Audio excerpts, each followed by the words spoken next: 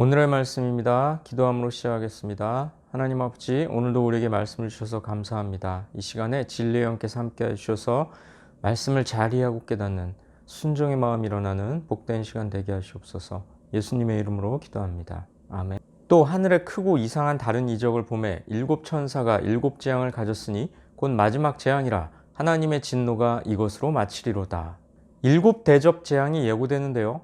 요한계시록 6장에서 7장에는 일곱 인재앙, 8장에서 14장에는 일곱 나팔재앙, 그리고 이제 마지막으로 일곱 대접 재앙이 선언됩니다. 왜 하필 모두 일곱일까요? 성경에서 일곱은 완전함을 의미합니다. 그러니 일곱 재앙이란 하나님의 심판이 완전하게 실행될 것을 보여주죠. 한시적이거나 국지적인 재앙이 아니라 전 우주적인 최후의 재앙인 것입니다. 우리 하나님께서는 공의로우신 분입니다. 악을 간과하지 않으시고 정확하게 심판하시는 분이라고 성경은 말씀하고 있습니다. 성도 여러분, 일곱 대접 재앙은 우리에게 주어진 경고이기도 합니다.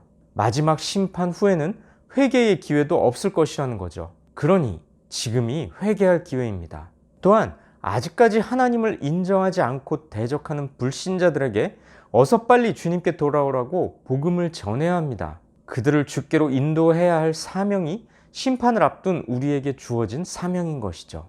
또한 끊임없이 우리를 유혹하는 세상에 맞서 인내하며 믿음을 지켜야 합니다. 세상의 핍박과 유혹에 넘어져 하나님을 떠난다면 회개하지 않는 불신자들과 다를 바 없는 것이죠. 또 내가 보니 불이 섞인 유리바다 같은 것이 있고 짐승과 그의 우상과 그의 이름의 수를 이기고 벗어난 자들이 유리바다가 있어서 하나님의 검은고를 가지고 하나님의 종 모세의 노래 어린 양의 노래를 불러 이르되 주 하나님 곧 전능하신 이시여 하시는 일이 크고 놀라우시도다. 만국의 왕이시여 주의 길이 의롭고 참되시도다.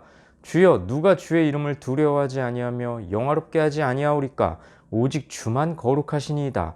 주의 의로우신 일이 나타났음에 만국이 와서 주께 경배하리이다 하더라. 짐승과 우상과 그 이름의 수는 각각 상징하는 바가 있는데요. 하나님의 백성에게 하나님을 버리고 배교하라고 핍박하는 각종 세상의 압력을 상징합니다. 그런데 본문은 이런 압력을 이기고 심판에서 벗어난 자들이 유리처럼 맑고 깨끗한 바닷가에 서서 어린 양의 노래를 부르는 장면을 보여줍니다. 이 사람들은 바로 핍박과 고난을 인내하고 승리한 성도들이죠. 이들의 노래는 구속받은 성도들의 구원과 승리의 찬양입니다. 그런데요, 이들이 부르는 노래는 모세의 노래, 어린 양의 노래입니다. 왜 모세의 노래일까요? 과거 하나님께서는 이스라엘 백성을 위해 애굽의 군대를 홍해에 수장하셨습니다. 모세는 하나님의 구원 역사와 하나님의 승리를 온 백성들과 함께 찬양하며 노래했죠. 어린 양의 노래는 5장에서도 나온 바 있는데요. 능력과 부와 지혜와 힘과 존귀와 영광과 찬송을 받으시기에 합당하신 분입니다. 그들이 하나님을 경배하며 노래할 것이라고 본문은 예언하고 있죠. 성도 여러분, 지금 우리도 모세의 노래, 어린 양의 노래를 부를 수 있습니다. 지금은 악의 권세가 득세해서 성도를 겁박하고 우리 찬양을 가로막기도 하지만 우리가 끝까지 인내와 믿음으로 신앙을 지킨다면 우리 주님께서는 우리에게 승리의 노래를 부르게 하실 겁니다.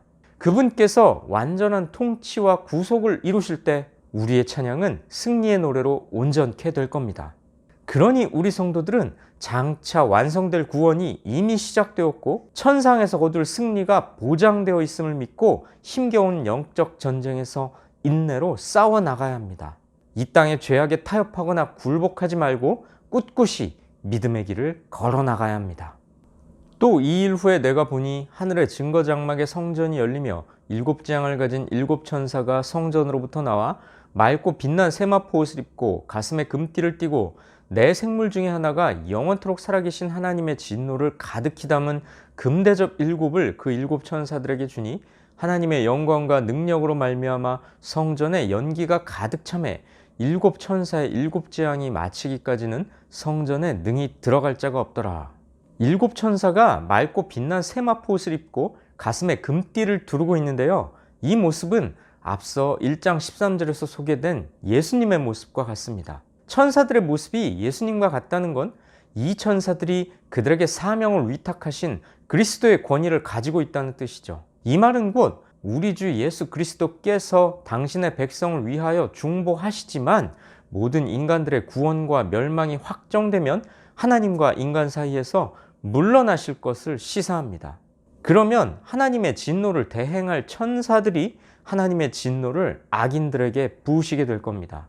그리스도께서 인간을 향한 중보를 마치실 때 세상의 우상을 섬기고 하나님을 거역하며 진리를 따르지 않던 자들에게 이미 경고한 대로 자비가 섞이지 않은 진노가 내릴 겁니다.